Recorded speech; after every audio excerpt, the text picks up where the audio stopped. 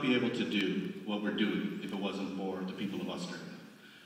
Absolutely could not do it. The ports that we've been working at have been incredibly supportive. That's Fremantle and Melbourne, Hobart, Brisbane, Sydney, have been incredibly supportive. And the volunteer hours and efforts and skills that have come our way have made everything we do possible. We just couldn't do it otherwise. The government certainly hasn't been part of that support. I don't think the government of this country reflects the passion of its own people. I think sometimes they think the ballot box is in Tokyo. Yeah.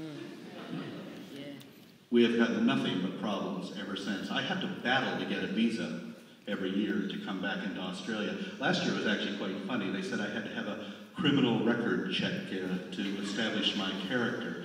I said, I don't have a criminal record. Well, we need proof that you don't have a criminal record. So I called up the FBI and I said, Australia says I have to have a record of not having a criminal record. And they said, well, we don't give records of not having a criminal record. Well, I know, but they say that it's routine. So you must have had this request before. No, never had that request. But they actually did give me a record of not having a criminal record, so I was able to present that.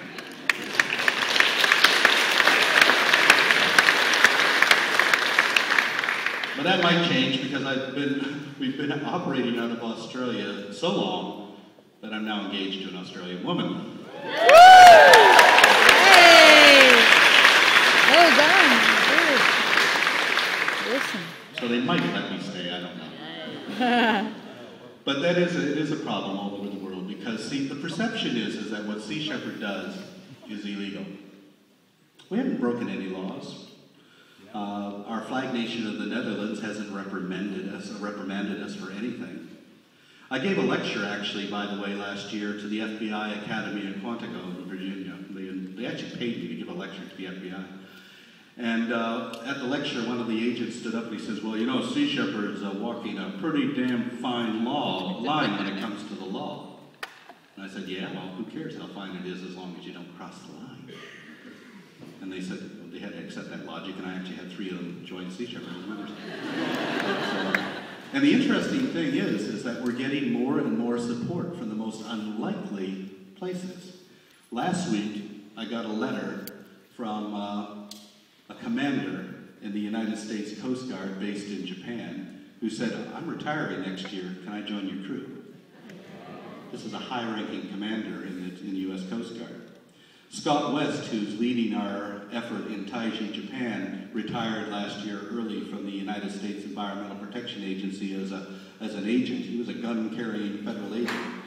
We sent him to the Galapagos, and he came back and he says, you know, I've arrested more people with Sea Shepherd than I did in the last 10 years as an EPA agent. And most remarkable of all is earlier this year, I got a letter from a Department of Fisheries and Oceans officer from the Canadian government who has been harassing me and on my back for the last 20 years, my arch enemy out there who has done everything to try and throw me in jail unsuccessfully. And he said, okay, I'm retiring next year. You know, all these years I've really been very supportive of you. I've just been doing my job. Can I work for you now? For nothing. So, you know, these are guys who actually got into this because they really wanted to protect the planet. They really wanted to protect wildlife and found that by working for government that their hands were tied and they couldn't do what they wanted to do. So we're really, really quite happy to see that this is happening. You know, back in 1979, I first encountered this because I hunted down a whaling ship called the Sierra, a pirate whaling vessel, found it off the coast of Portugal, chased it into the northern harbor of Lachaux, rammed it twice, disabled it, cut it open to the waterline, and pretty much ended his career.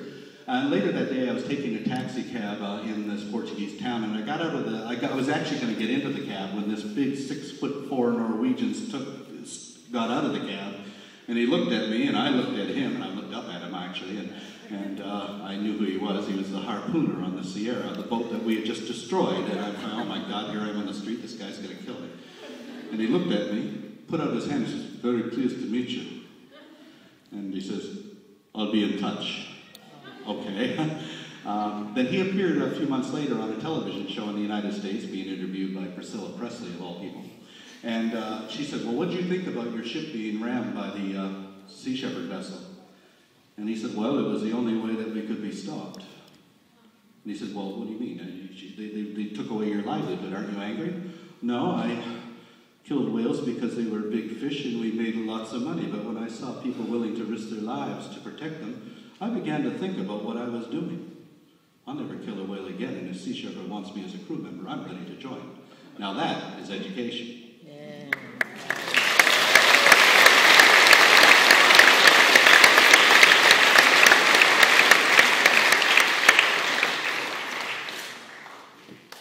Now we've certainly got a big boost because of about 4 years ago I went to all the different networks in the United States and I said, look, the biggest show, the #1 show on the Discovery Channel right now is a bunch of guys going out into some very rough weather in a very remote part of the Bering Sea to catch crabs.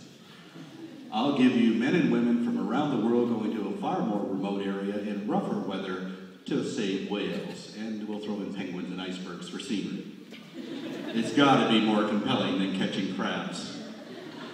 Of course, they all rejected that. Everybody thought it was a good idea, but it was far too dangerous to invest in. But there was one woman at the Animal Planet discussion who was there, and a year later she became president of Animal Planet. She called me up and said, okay, let's go for this. And she made that decision, and now our show, Whale Wars, is the #1 show on Animal Planet.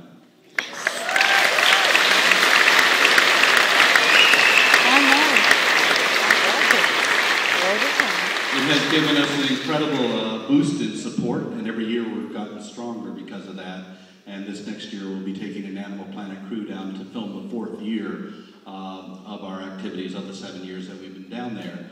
But you know, we're the only television show on any network that wants to get itself kicked off the air. If we can just drive the Japanese out of the Southern Ocean, there will be no more whale wars, and we couldn't be happier.